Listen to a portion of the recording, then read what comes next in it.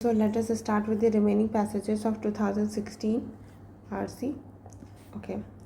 So by killing transparency and competition, crony capitalism is harmful to free enterprise, opportunity and economic growth. तो क्योंकि जो crony capitalism है वो transparency and competition को किल कर देता है, इसलिए ये हार्मफुल है फ्री इंटरप्राइज अपॉर्चुनिटी के लिए, क्योंकि सबको सारे इंटरप्राइजेस हैं उनको सही अपॉर्चुनिटी नहीं मिल पा रही है, क्योंकि कुछ जो powerful and rich and influential लोग हैं वो ही सारा बेनिफिट ले ले रहे हैं, है ना.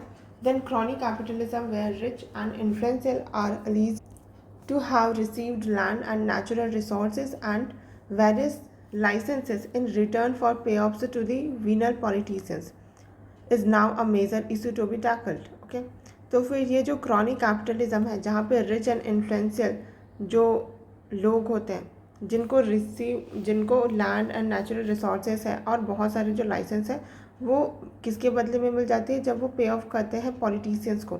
Is now a major issue. अब ये मेजर इशू बन गया है जिसको हमको टैकल करने की ज़रूरत है. One of the greatest dangers to growth of the developing economies like India is the middle income trap.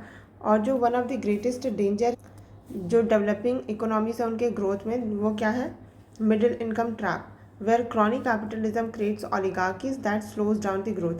जहाँ पर जो क्रॉनिक कैपिटलिज्म है वो क्रिएट करता है ओलिगार्कीज और ग्रोथ है वो स्लो डाउन हो जाती है. Which among the following is the most logical corollary है पैसेज का. पहला ये बोल रहा है कि launching more welfare schemes and allocating more finances for the current schemes are urgently needed. But passage का फोकस ये है ही नहीं. Passage is talking about the issue of the chronic capitalism, not the कि वेलफेयर नहीं हो रहा है और हमको और फाइनेंसेस की ज़रूरत है. पैसेज इसके अराउंड है ही नहीं. बी ऑप्शन ये बोल रहा है कि efforts should be made to push up economic growth by other means and provide license to the poor. उससे क्या होगा, जो मेन इशू तो एड्रेस है हुआ ही नहीं, जो कि क्या है क्रॉनिक कैपिटलिज्म का. अगर आप एफर्ट्स कर भी रहे हो कि इकोनॉमिक ग्रोथ के लिए और अदर मीन्स कर रहे हो ताकि इकोनॉमिक ग्रो हो सके और प्रोवाइड करो लाइसेंस टू द पुअर, उससे क्या होगा, नहीं होगा कुछ. Then C greater transparency in the functioning of the government. ज़्यादा ट्रांसपेरेंसी लेके आना गवर्नमेंट की फंक्शनिंग में एंड प्रमोट करना financial inclusion are needed at present. तो प्रेजेंट में क्या की ज़रूरत है, बोल रहा है कि ग्रेटर ट्रांसपेरेंसी का ज़रूरत है फंक्शनिंग ऑफ द गवर्नमेंट में प्रमोट करना फिजिकल फाइनेंशियल इंक्लूजन. तो ये तो चलो सही तो लग रहा है. अब डी ऑप्शन पढ़ लेते हैं पहले. We should concentrate more on developing manufacturing sector than services sector.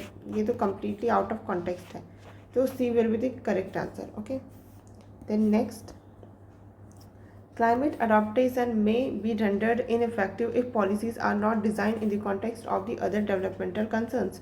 जो climate adaptation है, climate के अकॉर्डिंग अडॉप्ट करना, may be rendered ineffective.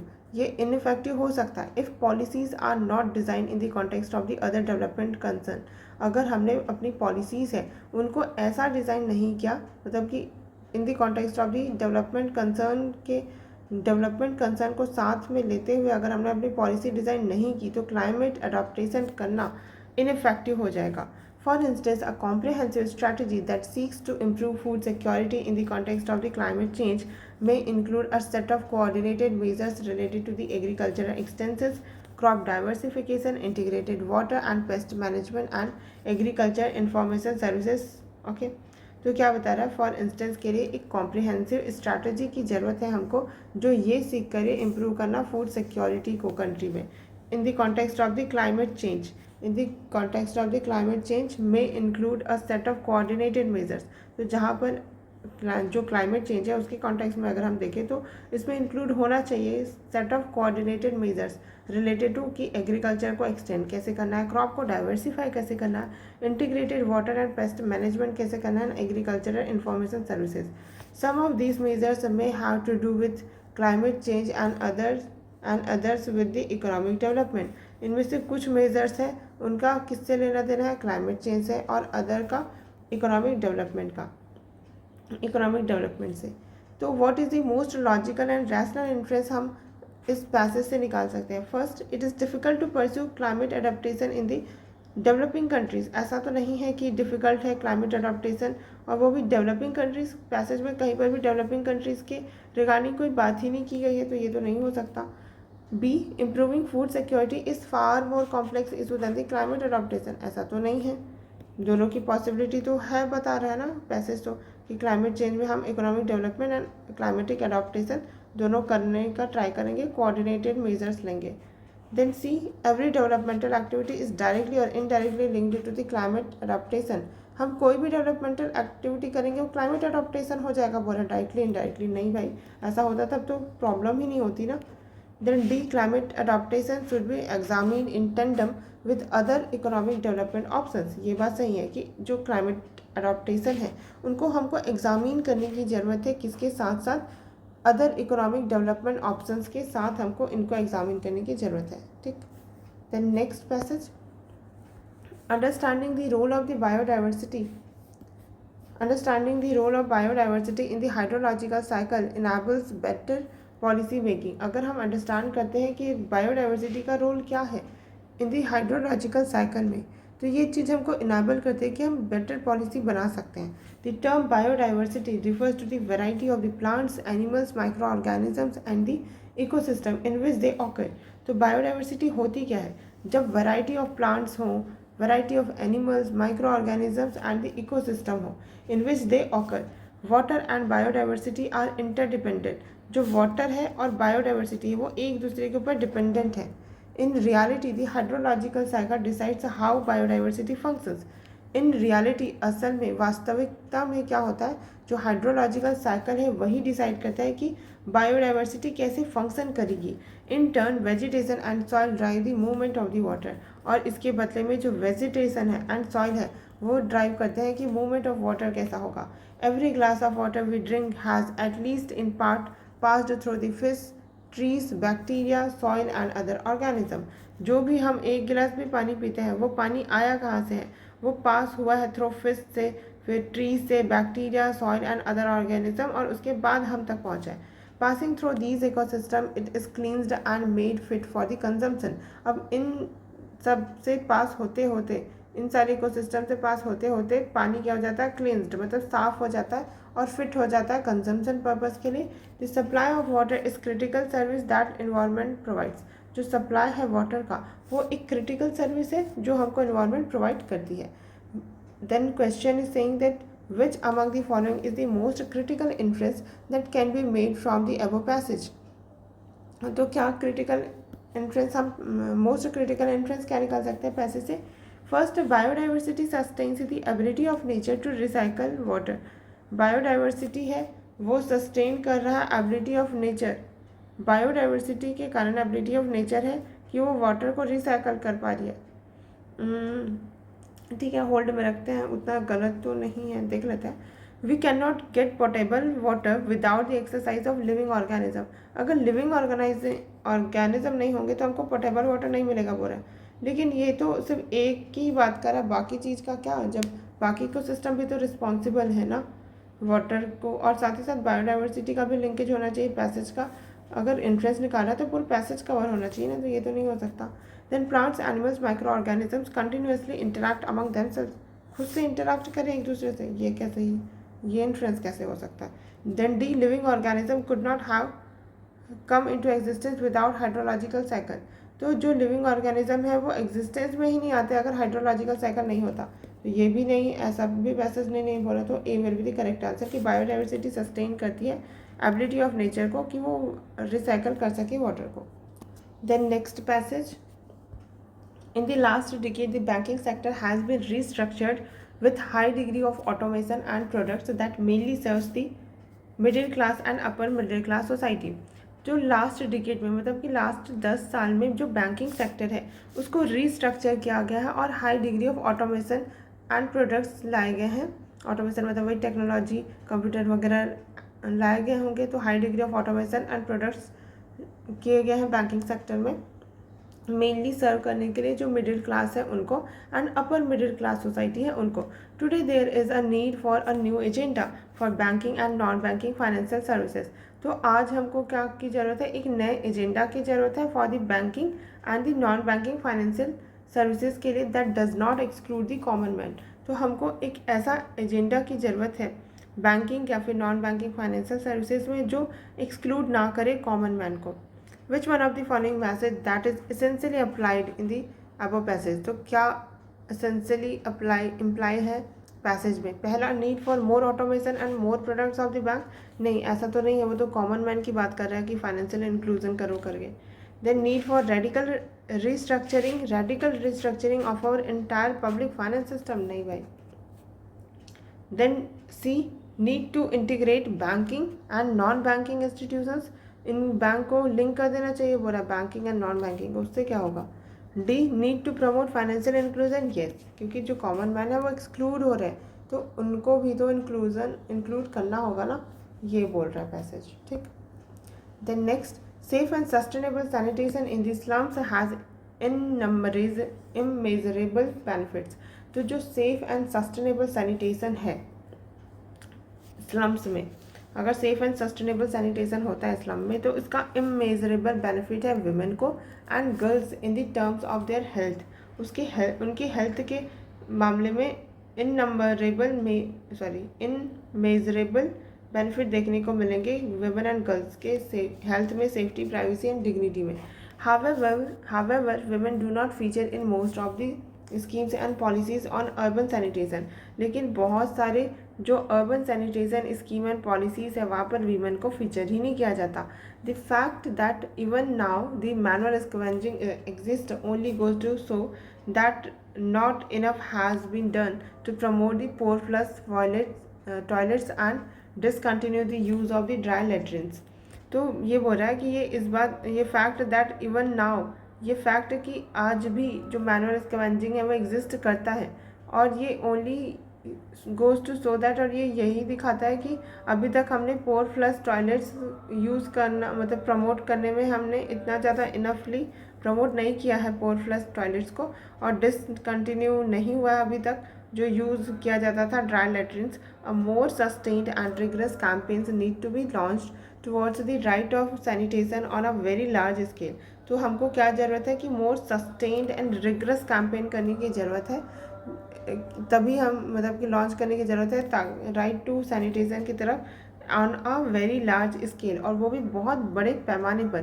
This should primarily focus on the abolition of the manual scavenging. और इसका primary focus क्या होना चाहिए? Manual scavenging को अबॉलिश करना, that should be our primary focus. Then question क्या बोल रहा है? With reference to the above passage consider the following statement. Urban sanitation problem can be fully solved by abolition of the manual scavenging only। तो manual scavenging को अगर हम क्या कर देते हैं, अबॉलिश कर देते हैं, तो सैनिटेशन प्रॉब्लम ख़त्म हो जाएगा, बोल रहा है अर्बन सैनिटेशन प्रॉब्लम। बट ये तो मैनुअल स्कैवेंजिंग ख़त्म करने के बाद भी ये प्रॉब्लम सॉल्व नहीं हो रही है, यही तो पैसेज बता रहा है, तो वन तो नहीं हो सकता। Then second, there is a need to promote greater awareness on safe sanitation practices in the urban areas.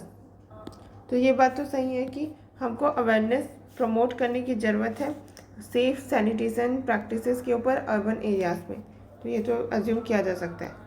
ठीक है, तो करेक्ट बोला है, तो second only will be correct. ठीक है।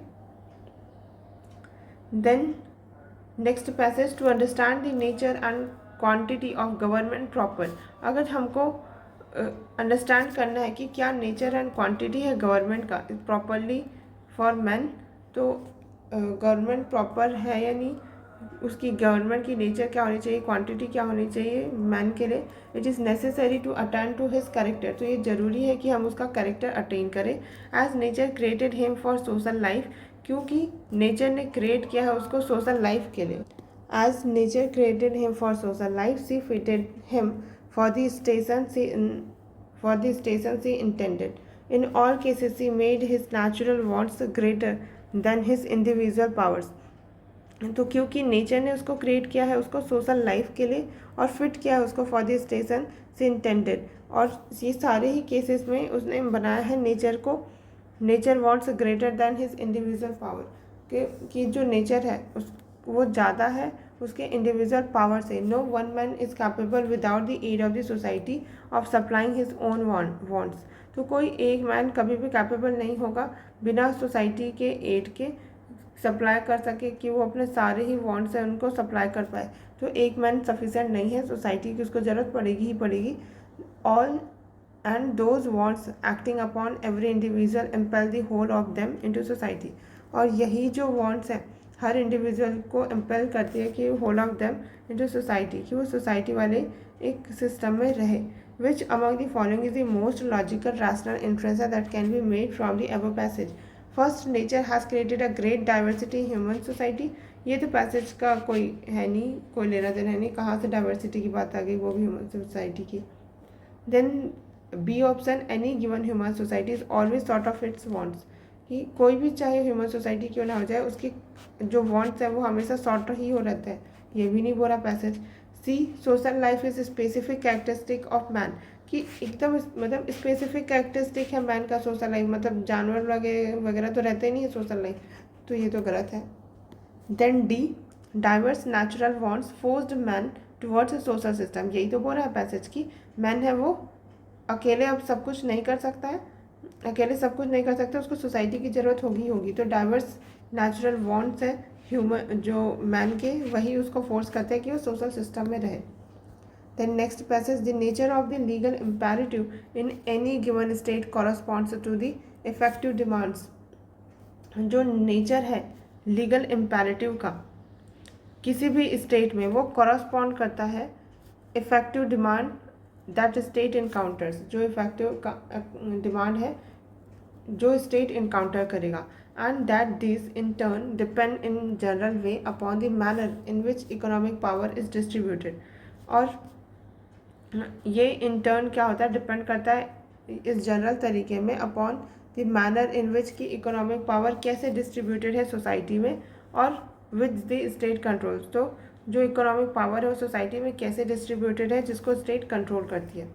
This statement refers to, statement क्या कहना चाह रहा है, एंटीथीसिस है पॉलिटिक्स एंड इकोनॉमिक्स के बीच में, तो कुछ एंटीथीसिस एक दूसरे के अगेंस्ट ऐसा तो नहीं लग रहा है। B, inter relationship of the politics and economics, तो इंटर रिलेशनशिप तो हो सकता है कि हाँ दोनों पॉलिटिक्स एंड इकोनॉमिक्स है, उन दोनों के बीच में कुछ रिलेशन तो है, तभी तो इकोनॉमिक पावर कैसे डिस्ट्रीब्यूटेड है वो कौन जो स्टेट कंट्रोल कर रही है, तो पॉलिटिक्स एंड इकोनॉमिक्स के बीच में रिलेशनशिप तो है। Then C, predominance of the economics over politics, तो ऐसा तो कोई इंपॉर्टेंस नहीं दिया कि इकोनॉमिक पावर ज़्यादा इंपॉर्टेंट है पॉलिटिक्स से, तो ये तो नहीं हो सकता। Then D, the predominance of the politics over economics, ये भी नहीं लग रहा है, तो B will be the correct answer. Next passage, about 15% of the global greenhouse gas emissions come from the agriculture practices। पूरा के 15% जो ग्लोबल ग्रीन हाउस गैस है जो इमिशन हो रहा है जितना भी ग्रीन हाउस गैस, उसका 15% तो एग्रीकल्चर प्रैक्टिसेस से आ रहा है। अब एग्रीकल्चर प्रैक्टिसेस में भी कहाँ से, this includes nitrous oxide from the fertiliser, methane from livestock, rice production and manure storage. तो ये जो 15% ये ग्रीन हाउस गैसेस का 15% अगर एग्रीकल्चर प्रैक्टिसेस से आ रहा है तो इसमें नाइट्रस ऑक्साइड है N2O, जो कि कहाँ से आ रहा है, फर्टिलाइज़र से, एंड देन मीथेन कहाँ से आ रहा है, लाइव स्टॉक से, राइस प्रोडक्शन से, एंड मैन्योर स्टोरेज मतलब खाद से, rice production and live stock से, एंड जो कार्बन डाइऑक्साइड है from burning biomass, and carbon dioxide जब हम लोग बायोमास को बर्न कर रहे हैं, but this excludes carbon dioxide emissions from soil management practices. But ये चीज़ एक्सक्लूड कर देती है जो कार्बन डाइऑक्साइड इमिट हो रहा है सॉइल मैनेजमेंट प्रैक्टिसेस से, तो सॉइल मैनेजमेंट प्रैक्टिसेस वाला तो यहाँ पर है ही नहीं, जिस वो भी तो ग्रीन हाउस गैस की तरफ कंट्रीब्यूट कर रहा है, सवन्ना बर्निंग एंड डिफॉरेस्टेशन। तो यहाँ पर कौन कौन सी चीज़ें एक्सक्लूडेड है, कार्बन डाइऑक्साइड जो इमिट हो रहा है सॉइल मैनेजमेंट प्रैक्टिसेस के कारण, सवन्ना में बर्निंग हो रही है उसके कारण, and deforestation. Forestry, land use and land use change account for another 17% of greenhouse gas emissions each year। तो फॉरेस्ट्री हो गया, land use and land use में चेंज अगर होता है तो ये 17% green house gas emissions account करता है हर साल, 3/4 of which come from the tropical deforestation. और इनमें भी जो 17% green house gas land use practices और फॉरेस्ट्री में चेंज के कारण हो रहा है, उनमें भी 3/4 जो है वो ट्रॉपिकल डिफॉरेस्टेशन के कारण हो रहा है। The reminder is largely from the draining and burning of tropical peatland. और जो बचा वो क्या होगा, बर्निंग ट्रॉपिकल पीटलैंड से रिलीज हो रहा है carbon dioxide. About the same amount of the carbon is stored in the world's peatland, और उतना ही कार्बन क्या स्टोर्ड है वर्ल्ड के peatland as it is stored in the Amazon rainforest. तो अमेजोन रेन फॉरेस्ट में जो Peatland stored है उतना ही कार्बन कहाँ पर से इमिट होगा, ये जो ट्रॉपिकल डिफॉरेस्टेशन है इन सब को बर्न वगैरह करेंगे ट्रॉपिकल पीटलैंड को। तो पैसेज का क्वेश्चन क्या बोल रहा है कि विच among the following is most logical and rational inference that can be made from the above passage. Most logical and rational inference क्या है पैसेज का? Okay, A. Organic farming should immediately replace mechanized and chemical dependent agriculture practices all over the world.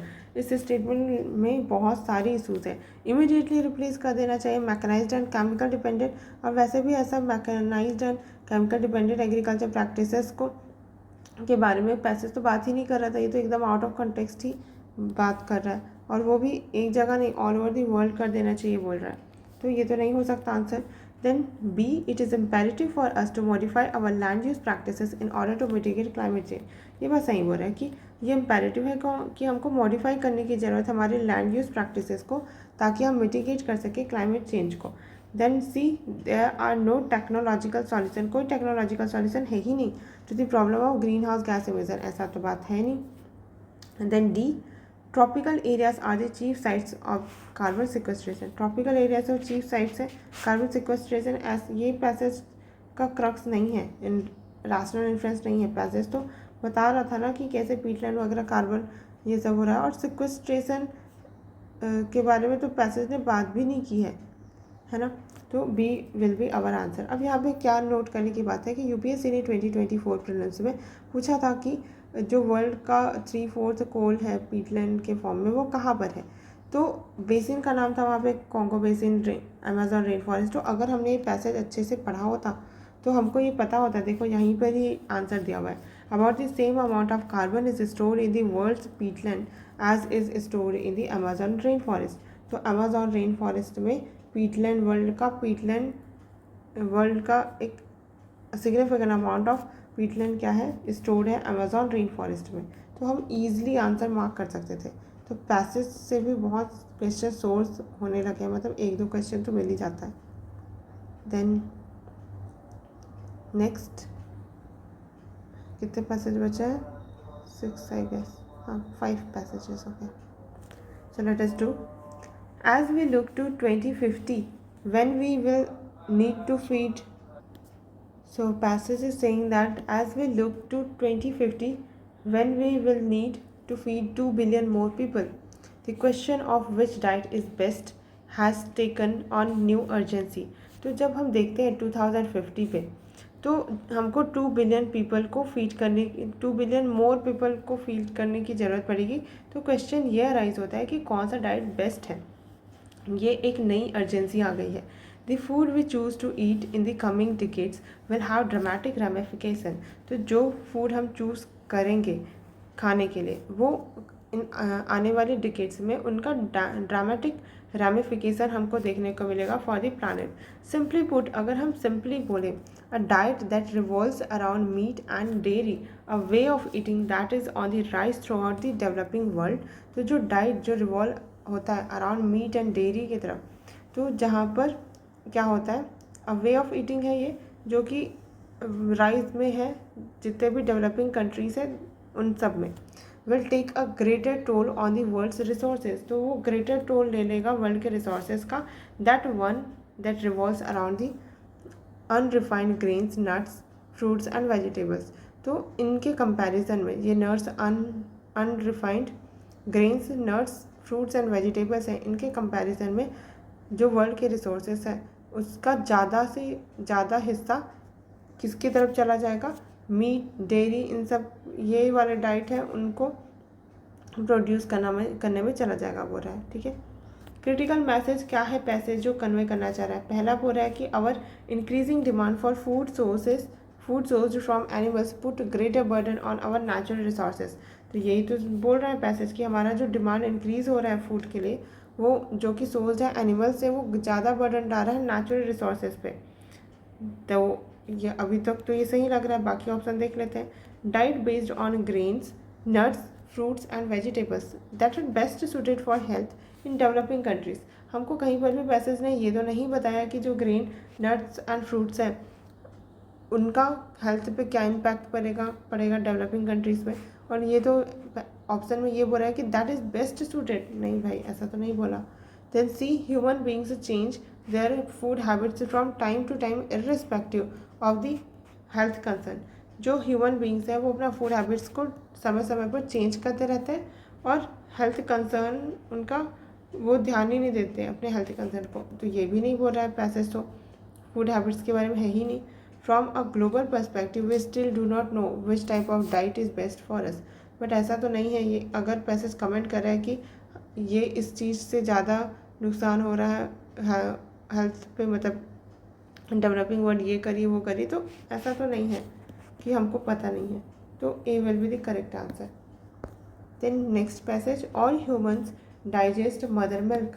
सारे लोग, सारे humans हैं वो digest कर पाते हैं मदर मिल्क को as infants, but until cattle began being domesticated. जब कैटल बिगेन हुआ डोमेस्टिकेट करना 10,000 years ago, children once weaned no longer needed to digest milk. तो जब क्या हुआ, but until cattle began being domesticated 10,000 years ago, जब child है एक बार वीन्ड हो गए, मतलब कि एक बार उनका दूध छूट गया, तो दूध पीना छूट गया, तो no longer needed to digest milk, तो अब उनको कोई ज़रूरत नहीं है मिल्क डाइजेस्ट करने की। एज अ रिजल्ट क्या हुआ, they stop making enzyme lactase. अब क्योंकि अब वो दूध नहीं पी रहे हैं तो एंजाइम जो लैक्टेज थे वो बनना ही बंद हो गया, which breaks down the sugar lactose into simple sugar. तो ये एंजाइम लैक्टोज है, वो करता क्या था, शुगर लैक्टोज है जो कि मिल्क में होता है उसको सिंपल शुगर में कन्वर्ट करता है। After humans begin herding cattle, तो जब ह्यूमन ने स्टार्ट किया कैटल हर्ड करना, it became tremendously advantageous to digest milk. तो जब हर्डिंग करना शुरू किया ह्यूमंस ने, मतलब पशुपालन शुरू किया, तो ये ट्रिमेंडसली एडवांटेजियस हो गया मिल्क को डाइजेस्ट करना। And lactose tolerant evolve independently among cattle herders in the Europe. तो जो यूरोप में थे वो उनमें इंडिपेंडेंटली लैक्टोज टॉलरेंस डेवलप हो गया कि वो मिल्क को टॉलरेट कर पा रहे थे। ठीक है, जो कैटल हर्डर थे यूरोप के, मिडिल ईस्ट के एंड अफ्रीका के। Groups not dependent on cattle, तो वो ग्रुप जो कैटल के ऊपर डिपेंडेंट नहीं थे जैसे Chinese and Thai, remain lactose intolerant, तो वो अभी भी लैक्टोज इनटॉलरेंट ही रहे। तो वो अभी भी मिल्क है उसको डाइजेस्ट नहीं कर पाते क्योंकि वो कैटल को पालते ही नहीं थे और कैटल पालेंगे नहीं तो मिल्क पीते ही नहीं थे, मिल्क पीते ही नहीं थे, तो लैक्टोज टॉलरेंस उनमें डेवलप हो ही नहीं पाई, है ना। तो क्वेश्चन क्या बोल रहा है, which among the following is most logical assumption that can be made from the above passage. क्या मोस्ट लॉजिकली अज्यूम कर सकती हूँ मैं। पहला, about 10,000 years ago the domestication of animals took place in some part of the world. ये तो passage नहीं बोल रहा है कि 10,000 ईयर्स अगो डोमेस्टिकेशन एनिमल हुआ कुछ पार्ट ऑफ द वर्ल्ड में। पैसेज में ये जरूर बोला कि 10,000 ईयर्स अगो जो डोमेस्टिकेशन हुआ, स्टार्ट हुआ था कैटल बीइंग डोमेस्टिकेटेड। अब some part of the world ये सब तो कुछ नहीं बताया था, तो ये हम ऊपर से क्रक्स मोस्ट लॉजिकल असम्पशन बोला, तो ये तो नहीं हो सकता। Then second, a permanent change in the food habits of the community can bring about a genetic change in its members. तो अगर परमानेंट चेंज आप फूड हैबिट में कर देते हो किसी कम्युनिटी के में, तो उनमें जेनेटिक चेंज भी हो जाता है उसके मेंबर में। तो ये बात तो सही है, जैसे चाइनीज़ है वो मिल्क नहीं पी रहे थे तो उनका फूड हैबिट्स परमानेंट चेंज था उस कम्युनिटी का, जिसके कारण उनका जेनेटिक चेंज भी आ गया उनके मेंबर्स में कि वो जो मिल्क है उसके रिगार्डिंग टॉलरेंस नहीं डेवलप कर पाए। ठीक है, इनटॉलरेंट रहे, वो लैक्टोज इनटॉलरेंट थे। तो lactose tolerance people only are capable of getting simple sugar in their bodies. नहीं, ये तो नहीं है कि लैक्टोज टॉलरेंट पीपल ही सिर्फ कैपेबल है सिंपल शुगर अपने बॉडीज़ में गेन करने के लिए, ऐसा नहीं है। और पैसेज में भी ऐसा कोई बात नहीं किया गया कि जो लैक्टोज टॉलरेंट पीपल ही क्या कैपेबल है करने में, है ना। Then D, people who are not lactose tolerant can not digest any dairy product. ये भी नहीं बोल सकते हम कि कोई भी डेयरी प्रोडक्ट को नहीं डाइजेस्ट कर सकते। तो B will be our most logical assumption.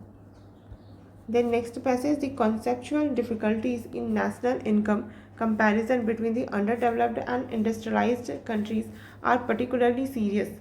जो conceptual difficulties हैं नेशनल इनकम के कंपैरिजन में कि आप नेशनल इनकम उसको आप अगर आप कंपेयर कर रहे हो under developed and industrialised countries में, वो पर्टिकुलरली सीरियस है because a part of national output in various under developed countries is produced without passing through the commercial channel.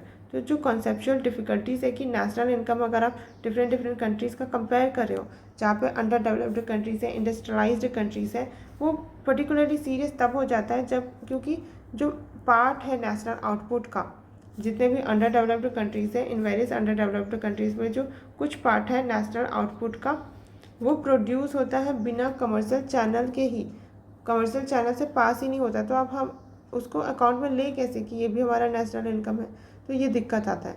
In above statement author क्या imply करना चाह रहा है? पहला, the entire national output produced and consumed in industrialised countries passes through commercial channel. ऐसा तो हम नहीं बोल सकते कि अगर पैसेज में हमको ये इन्फॉर्मेशन दी कि अंडर डेवलप्ड कंट्रीज़ का कुछ पार्ट कमर्शियल चैनल से होके नहीं जा रहा है, तो इसका मतलब ये थोड़ी ना हम अज्यूम कर लेंगे कि नेशनल आउटपुट प्रोड्यूस है इंडस्ट्रियलाइज्ड कंट्रीज़ का वो पूरा कमर्शियल चैनल से जा रहा है। इसके बारे में हमको कोई इन्फॉर्मेशन पैसेज में दिया नहीं कि इंडस्ट्रियलाइज्ड कंट्रीज़ में क्या हो रहा है ना। Then second, the existence of the non commercialised sector in different underdeveloped countries renders national income comparisons over the countries difficult. जो एग्जिस्टेंस है नॉन कमर्शलाइज्ड सेक्टर का डिफरेंट अंडर डेवलप्ड कंट्रीज़ में, ये रेंडर कर रहा है national income comparison over countries difficult हो जा रहा है। नहीं, कंपैरिजन करना डिफ़िकल्ट हो रहा है ये नहीं है इशू, ये है कि हम उनको अकाउंट में नहीं ले पा रहे हैं, ठीक है, कंपेयर नहीं कर पा रहे हैं, ये है दिक्कत। सॉरी, ऐसा ही कुछ तो ये भी बोल रहा है, लेकिन existence of non commercialised sector, क्योंकि कुछ एग्जिस्टेंस है नॉन कमर्शलाइज्ड सेक्टर का डिफरेंट अंडर डेवलप्ड कंट्रीज़ में, तो ये नेशनल इनकम कंपैरिजन है कंट्रीज़ का, वो डिफ़िकल्ट बना रहा है, यही तो बोल रहे हैं। देखते हैं, अब इसको होल्ड में रखते हैं। No part of the national output should be produced and consumed without passing through commercial channel. तो कमर्शियल चैनल से पास हुए बिना कुछ भी प्रोड्यूस कंज्यूम नहीं होना चाहिए, ये तो गलत। A part of national output being produced and consumed without passing through commercial channel is a sign of under development का साइन है, बोल रहा है। नहीं भाई, ऐसा तो कुछ भी नहीं बोला कि अगर ऐसा हो रहा है तो ये अंडर डेवलपमेंट हो रहा है, तब तो बी ही अपना करेक्ट आंसर है कि नॉन कमर्शलाइज्ड सेक्टर है, क्योंकि अंडर डेवलप्ड कंट्रीज़ में, जिसके कारण हम नेशनल इनकम को कंपेयर कर नहीं पा रहे हैं अलग अलग कंट्रीज़ के बीच का, ठीक है। देन नेक्स्ट पैसेज, लास्ट दो पैसेज बचे हुए। An increase in the human-made carbon dioxide in the atmosphere could initiate a chain reaction between the plants and the microorganism. तो अगर इंक्रीज होता है ह्यूमन मेड कार्बन डाइऑक्साइड का atmosphere में, तो ये चीज़ इनिशिएट कर सकती है chain reaction between plants and micro organisms that would unsettle one of the largest carbon reservoir on the planet. तो ये जो चेन रिएक्शन है between plant and micro organism के बीच में, वो अनसेटल कर सकती है। जो किसको अनसेटल कर सकती है? जो लार्जेस्ट कार्बन रिजर्वायर है प्लानट का। कौन सा है? सॉइल। सॉइल क्या है? लार्जेस्ट कार्बन रिजर्वायर है प्लानट का। In a study it was found that soil which contains twice the amount of carbon present in all plants and earth atmosphere combined. तो एक स्टडी में पता चला कि जो सॉइल है उसके पास twice the amount of carbon present है जितना सारे प्लांट मिला दें और अर्थ के एटमॉस्फेयर को मिला दें। ये जितना कंटेन कर रहा है कार्बन, उससे ज़्यादा डबल सॉइल कंटेन करके रखा हुआ है कार्बन को। कुड बिकम इंक्रीजिंगली वोलाटाइल, और ये जो सॉइल में कार्बन है वो इंक्रीजिंगली वोलाटाइल हो जाएगा as people add more carbon dioxide to the atmosphere. तो अगर एटमॉस्फेयर में हम और ज़्यादा कार्बन डाइऑक्साइड ऐड कर देंगे तो ये जो कार्बन डाइऑक्साइड जो कार्बन स्टोर्ड है सॉइल में वो वोलाटाइल हो जाएगा। ऐसा क्यों? This is largely because of the increased plant growth, क्योंकि अगर एटमॉस्फेयर में कार्बन डाइऑक्साइड ज़्यादा होगा तो प्लांट ग्रोथ ज़्यादा होगा। क्यों? क्योंकि प्लांट है वो कार्बन डाइऑक्साइड यूज़ करते हैं for their photosynthesis process. Although a green house gas and a pollutant carbon dioxide also supports plant growth. Although जो ग्रीन हाउस गैस है and a pollutant. Carbon dioxide ये भी support करते हैं plant growth को। As trees and other vegetation flourish in a carbon dioxide rich future. तो अगर trees है, वेजिटेशन है, वो फ्लरिश कर रहे हैं कार्बन डाइऑक्साइड रिच फ्यूचर में, तो उनके जो रूट्स हैं वो स्टिमुलेट कर सकते हैं microbial activity in the soil. और सॉइल में है तो कार्बन, तो अगर माइक्रोबियल एक्टिविटीज शुरू हो गई, प्लांट ग्रोथ ज़्यादा होगा तो क्या होगा, it may turn accelerate the decomposition of the soil carbon. तो क्या होगा, एक्सेलरेट हो जाएगा डिकम्पोजिशन, जो सॉइल है, सॉइल में जो कार्बन है वो डिकम्पोजिशन उसका चालू हो जाएगा and its release into the atmosphere as a carbon dioxide. तो अगर ये डिकम्पोज होना सॉइल में, जो सॉइल कार्बन है स्टार्ट हो जाएगा, तो वो अल्टीमेटली रिलीज होगा as a carbon dioxide into the atmosphere. Which among the following is the most logical corollary. कौन सा है सबसे लॉजिकल कॉरोलरी, क्या है? Carbon dioxide is essential for the survival of the micro organisms and the plants. तो ये logical corollary तो नहीं बोल सकते कि कार्बन डाइऑक्साइड है, ये बताना चाह रहा था, मतलब पैसेज की कार्बन डाइऑक्साइड इसेंशियल है survival of micro organism and plant का स्टेटमेंट सही है, लेकिन पैसेज का कॉरोलरी उतना लग नहीं रहा है। बाकी देख लेते हैं। Humans are solely responsible for the release of carbon dioxide into atmosphere. ये तो नहीं है कि ह्यूमन सोलली रिस्पॉन्सिबल कैसे हो सकता है कार्बन डाइऑक्साइड के लिए। Micro organism and soil carbon are mainly responsible for the increased plant growth. जो micro organism and soil carbon है वो मेनली रिस्पॉन्सिबल है प्लांट ग्रोथ के इंक्रीज के लिए। Then the increasing green cover could trigger the release of carbon trapped in the soil. यही तो बोल रहा था ना कि सॉइल से कार्बन है वो रिलीज हो रहा है। तो इंक्रीजिंग ग्रीन कवर है, अगर ग्रीन कवर इंक्रीज होता है ये ट्रिगर कर सकता है, could trigger release of the carbon trapped in the soil. Okay, ये अपना आंसर हो जाएगा पैसेज का, क्योंकि यही तो बता रहा था कि सॉइल से जो सॉइल में जो कार्बन है वो रिलीज हो जाएगा, तो ये दिक्कत है। Then last passage, historically the biggest challenge to the world agriculture has been to achieve the balance between the demand and for supply of the food। तो हिस्टोरिकली ही सबसे बड़ा चैलेंज वर्ल्ड एग्रीकल्चर का यही रहा है कि कैसे बैलेंस बिठाए डिमांड एंड सप्लाई के बीच।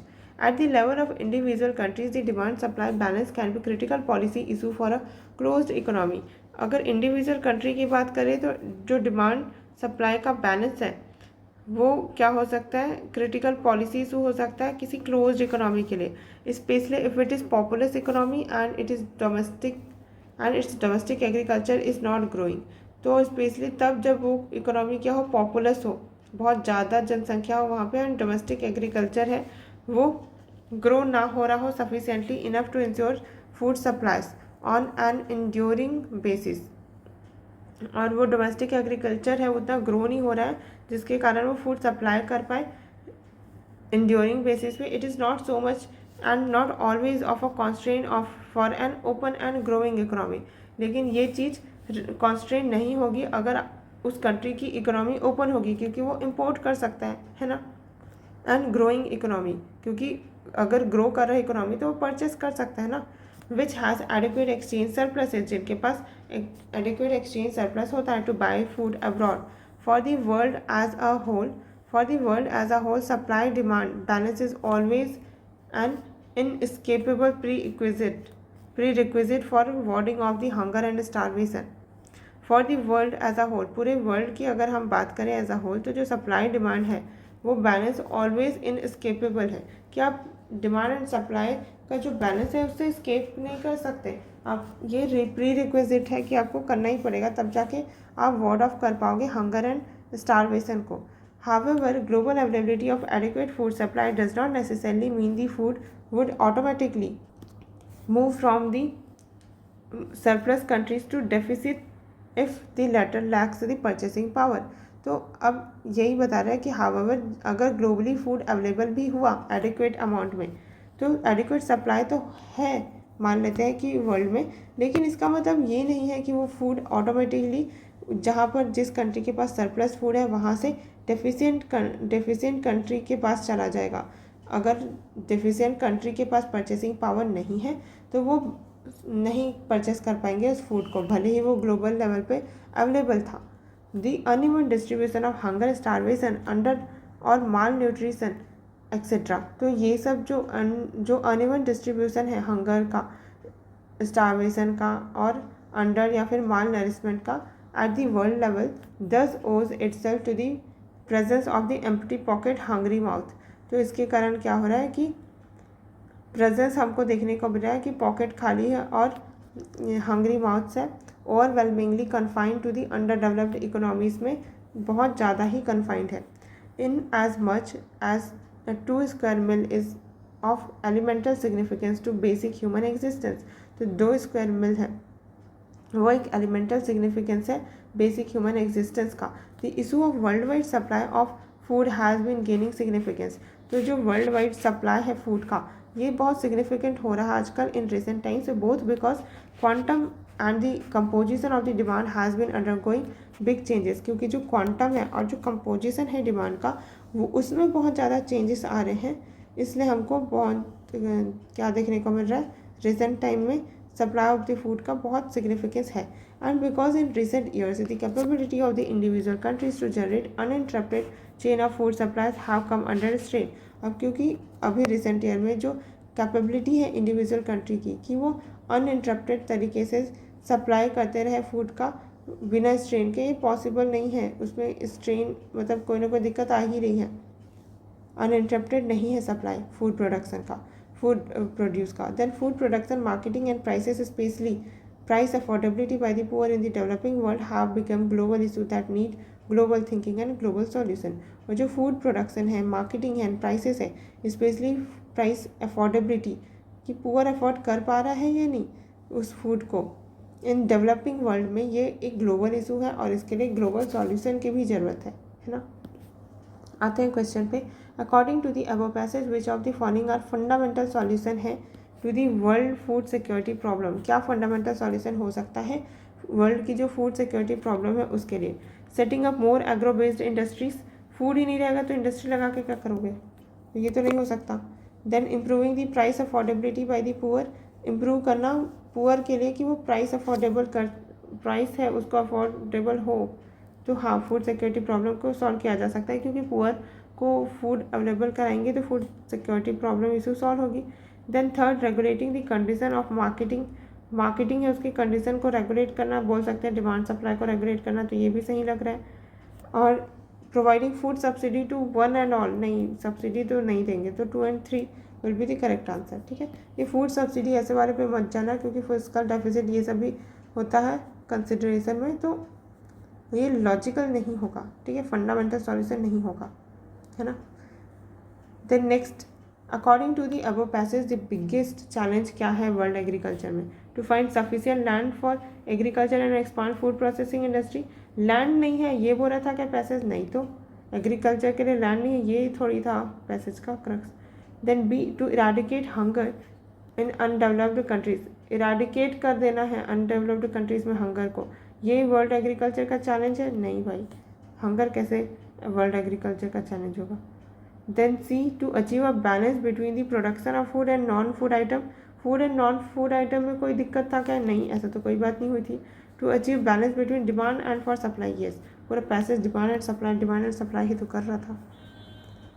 Then next question, according to the above passage which of the following help और helps in reducing hunger and starvation in the developing economies में कैसे रिड्यूस किया जाए हंगर एंड स्टारवेशन को, help क्या करेगा? पहला, balancing demand and supply of food, अगर हम डिमांड एंड सप्लाई है फूड का उसको बैलेंस करते हैं तो हंगर स्टारवेशन है वो कम होगा, रिड्यूस होगा। हाँ ये बात तो सही है। Then second, increasing imports of food, food को इम्पोर्ट ज़्यादा करेंगे तो रिड्यूस हो जाएगा hunger starvation in the developing countries, तो ये तो नहीं हो सकता है वाइबल सॉल्यूशन। और वैसे भी क्वेश्चन में अकॉर्डिंग टू अबव पैसेज बोला कि पैसेज के अकॉर्डिंग क्या हेल्प करेगा रिड्यूस करने में हंगर एंड स्टारवेशन को, तो अगेन इंपोर्ट के बारे में तो पैसेज ने नहीं बोला था कि इंपोर्ट करेंगे, है ना। Then third, increasing purchasing power of poor, yes, कि उनके लिए प्राइस अफोर्डेबल करवाएंगे तो हो पाएगा, तो 1 3 तो होना ही चाहिए। Then changing the food consumption pattern and practices, food consumption practices को चेंज करने की बात कर रहा है, नहीं ऐसा तो पैसेज ने नहीं बोला था कि कंजम्पशन पैटर्न चेंज करने से फूड अवेलेबिलिटी कैसे आएगी और हंगर स्टारवेशन कैसे डील होगा, तो 1 and 3 will be the answer. Then next question, the issue of world wide supply of food has gain importance mainly because जो सप्लाई है फूड का वर्ल्ड वाइड इम्पोर्टेंस हो गया है इसका मेनली क्यों? Over growth of population, world wide population growth हो रहा है ऐसा तो नहीं बोला पैसेज में, तो ये भी नहीं हो सकता। Then second, sharp decline in the area of the food production का एरिया कम हो गया, ये भी नहीं बोला, तो सेकेंड भी नहीं आएगा, तो थर्ड ओनली होगा। Limitation in the capabilities of the sustained supply of food, yes कि सस्टेन्ड सप्लाई ऑफ फूड नहीं हो पा रहा है, इसलिए हमको जो सप्लाई ऑफ फूड है ये इंपॉर्टेंस हो गया है वर्ल्ड वाइड में। तो हो गया सारे passages. Next we will do 2015, then 14, then 13. Yes.